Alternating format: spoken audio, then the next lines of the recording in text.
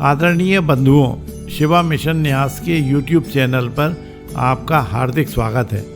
आज एक ऐसे विषय पर चर्चा करते हैं जो हमारे स्वास्थ्य पर विपरीत प्रभाव डाल रही है। जी हाँ, हम खाद्य पदार्थों में मिलावट की बात कर रहे हैं, किंतु यहाँ एक यक्ष प्रश्न यह उत्पन्न होता है कि आखिर हमारी सरकारें खाद्य पदार्थों में हो रही मिलावट को रोकने के प्रति क्यों गंभीर दिखाई नहीं देती। तो आखिर इसका क्या कारण है? आइए इन खाद्य पदार्थों में मिलावट के गणित को समझते हैं। सर्वप्रथम दूध और उससे बने उत्पादों को लेते हैं तो यह तथ्य प्रकाश में आता है कि दूध की खपत को यदि 100% माने तो दूध का उत्पादन केवल 50% ही होता है। इससे स्पष्ट है कि बाजार में 50% दूध और दूध के बने उत्पाद केमिकल या अन्य हानिकारक पदार्थों को मिलाकर बनाए जा रहे हैं। इस तथ्य से सरकार अनभिज्ञ नहीं है, अपितु यह खाद्य पदार्थों में मिलावट की बात जानती है, क्योंकि इस संबंध में सरकार माननीय न्यायालयों के समक्ष शपथ पत्र के साथ रिपोर्ट प्रस्तुत कर चुकी है। तो आखिर सरकार की खाद्य पदार्थों में मिलावट के प्रति उदासीनता का क्या कारण हो सकता है? शिवा मिशन न्यास द्वारा अनुसंधान करने पर यह ज्ञात हुआ कि यदि दुग्ध में मिलावट बंद हो जाए तो बाजार में दूध की उपलब्धता कम हो जाएगी, जिसका परिणाम यह होगा कि जो दूध अभी 60 रुपये से 80 रुपये प्रति लीटर मिल रहा है, उसके दाम बढ़कर 125 रुपये से 150 रुपये प्रति लीटर हो जाएंगे।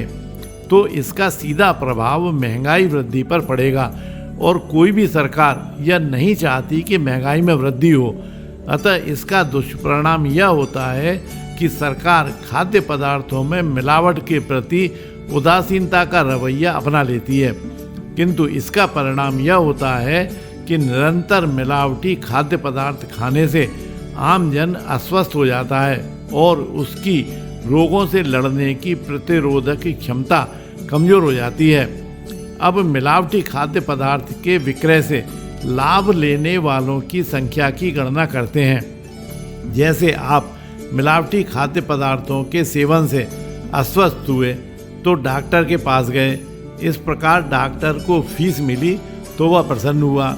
डॉक्टर ने खून आदि की जांच करवाई तो पैथोलॉजी वाला प्रसन्न हुआ। फिर दवाई खरीदी तो मेडिकल स्टोर वाला प्रसन्न हुआ। दवाइयों की खपत बढ़ी तो दवाइयों के निर्माता प्रसन्न हुए। खाद्य पदार्थों में मिलावट करने वाले व्यापारी भी प्रसन्न हुए। सरकार में बैठे किंकर्तव्य विमूढ़ जिम्मेदार अफसर अपने कर्तव्य से विमुख होकर या इन्हीं में सम्मिलित होकर प्रसन्न हुए और इन सब से जुड़े सहायक लोग भी बीच में लाभ लेकर प्रसन्न हुए। तो आखिर इतनी सारी प्रसन्नताओं के गठजोड़ के मध्य आम जन की अप्रसन्नता का कोई मोल दृष्टिगोचर नहीं होता। यदि हम खाद्य पदार्थों में मिलावट के प्रति दंड के प्रावधानों का अवलोकन करें तो प्राचीन काल में जिस समय देश में राजाओं का शासन हुआ करता था, उस समय खाद्य पदार्थों में मिलावट करने पर मिलावटखोर के दोनों हाथ काट दिए जाते थे। किंतु वर्तमान समय में एक ओर जहां मिलावट करने वालों के प्रति सरकारों ने नरम रुख अपनाकर कानूनी प्रावधानों में दंड के प्रावधान कमतर कर रखे हैं, वहीं दूसरी ओर सरकारी जांच एजेंसी की संख्या कम और संसाधन रहित होने से खाद्य पदार्थों में मिलावट को रोकने की प्रक्रिया ही शिथिल पड़ी हुई है। चलिए, ये तो हो गई समस्या। आखिर इस समस्या का समाधान क्या है? समाधान है हमारे और आपके हाथ में।